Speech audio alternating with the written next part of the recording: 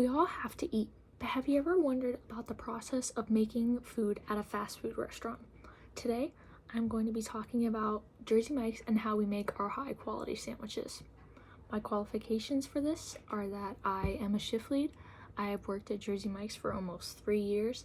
I am Phase 1 certified and I am ServSafe certified.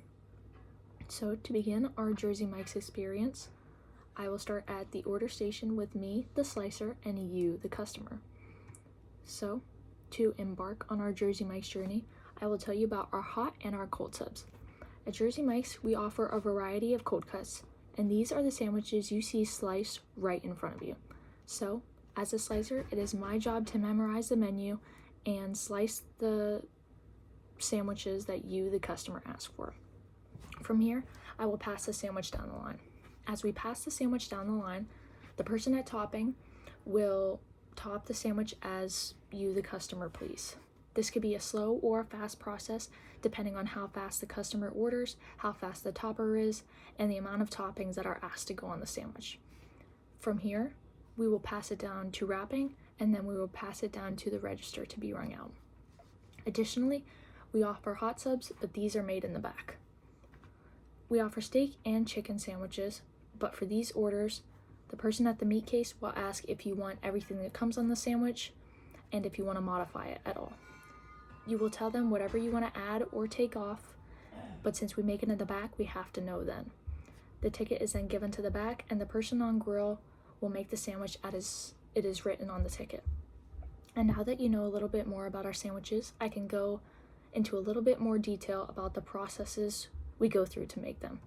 For our cold and hot subs, there are specific steps and procedures we have to follow in order to make sure you receive the best sandwich possible. For our cold subs, there are specific things I have to do as a slicer and specific things we are supposed to do as we top, wrap, and ring out your sandwich. As a slicer, I'm supposed to make sure each sandwich is a certain weight. This ensures that each customer receives a satisfactory amount of meat and cheese, as well as make sure that each customer receives the same amount of product. If I'm under, I add more. If I'm perfect, that's great. And if I'm over, that's good too. They would prefer we be over rather than under, and I'm allowed to be within 0.5 of an ounce. If my sandwich is satisfactory, I pass it down to the person on topping, who should always ask first if the customer wants it Mike's way. That is onions, lettuce, tomato, vinegar, oil, oregano, and salt. Any additional toppings you would like to add, we put after Mike's way so the vinegar and oil don't soak the taste of those toppings into the rest of the sandwich. For each size sandwich, there's a specific amount of toppings we are supposed to put. For a mini, it's 2 to 3 onions. For a regular, 4 to 6, and for a giant, it's 6 to 8. For each sandwich, the lettuce should be about 1 inch in height and should be an even layer all the way across. For a mini, it's 2 tomatoes, a regular 3, and a giant 5. For a regular, it's 1 ounce of oil and vinegar, and for a giant, it's 2 ounces of oil and vinegar. For oregano, we do 2 passes, 1 down, 1 up, and then for salt, we do 1 quick pass. Unless it's roast beef, we salt our roast beef twice. Any pickles, jalapenos, banana peppers, we add after Mike's way, and we add 1 to 2 more than however many tomatoes are on the sandwich. Any sauces such as mayonnaise, relish, mustard, we put on the lid, and then bacon would also go on the lid as well. We would put our mayonnaise first, and then our relish, and then our mustards. After the person on topping is done with your sandwich, they pass it to the person on wrapping, who will cut it in half if it's a mini or a regular, in quarters if it's a giant.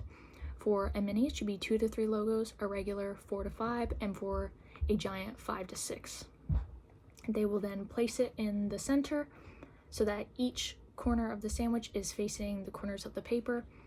They will cut it, pull over, pinch, tuck back, quarter turn, tuck the sides in, and then keep folding until there's a little triangle at the end. They will then pop the bag, slide the sandwich in so that there is no air at the bottom, fold along the red line.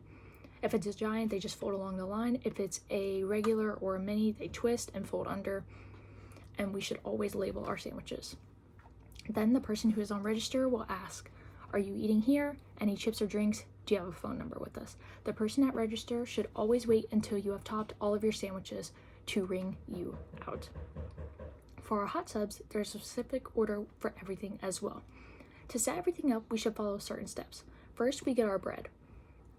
We do not offer minis for our hot subs, so it's only regulars and giants. We butterfly it, cut it, make sure it's not cut all the way through, and then lay it on the grill to temp. We should temp it for a minimum of 30 seconds, ideally a minute. While our bread is temping, we get our paper. Again, same amount of logos for a regular and a giant, 4 to 5 for a regular, 5 to 6 for a giant. We will then get our cheese, and then our veggies, and then our meat.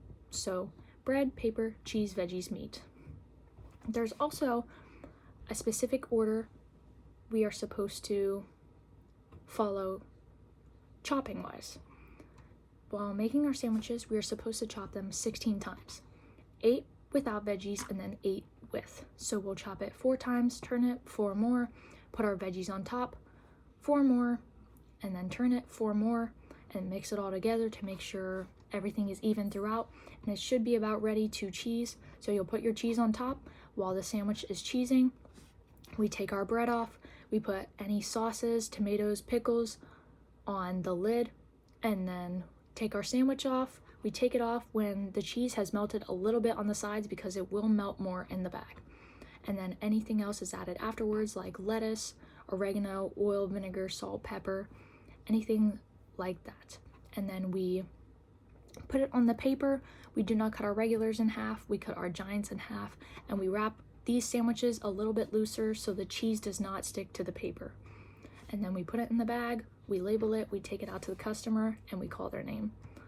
And now that you know the steps and procedures of how we make the sandwiches, I can discuss some of the prep we have to complete in order to craft the sandwiches. In order to make our incredible sandwiches, we have to do a lot of prep. A lot of our prep is done in the morning and is made fresh every day, but some of it is prepped for the next day as well. Some of our prep cannot be done throughout the day because we are such a busy store. However, our bread is baked fresh every day. And in order to save time in the morning and make sure we have enough time to bake and proof our bread, we rack it the day before. Additionally, our bacon and our cookies are baked fresh every day.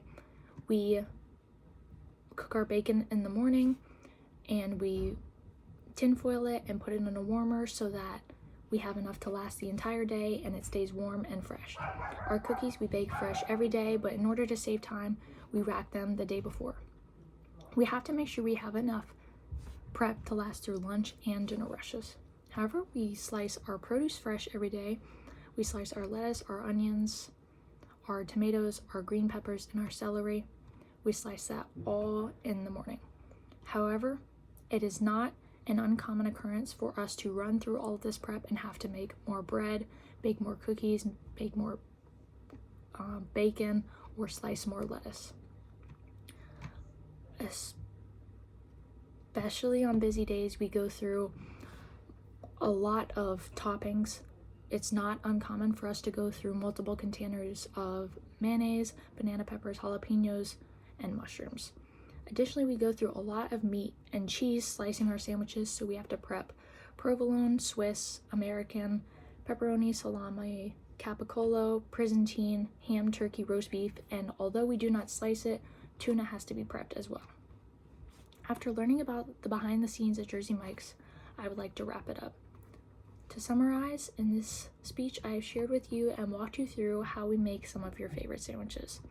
Hopefully, this guide has given you a little motivation to visit Jersey Mike's more often, or at least appreciate and recognize all the hard work that goes into making the food.